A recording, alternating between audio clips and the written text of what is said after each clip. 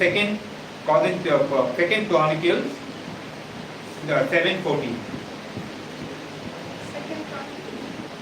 7:14.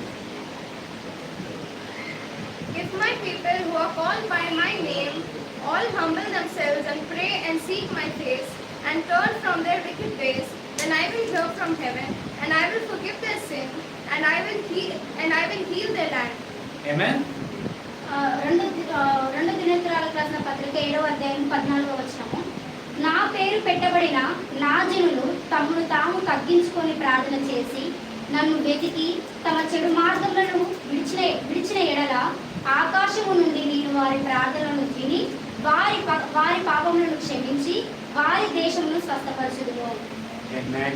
So what is the word of God saying? If my people pray, I will hear their praise, I will heal them and I will heal their land. అయితే ఇక్కడ దేవుడు ఏమని చెప్తున్నా అంటే, నా ప్రజలు ఒకవేళ నాకు ప్రార్థన చేసినట్లయితే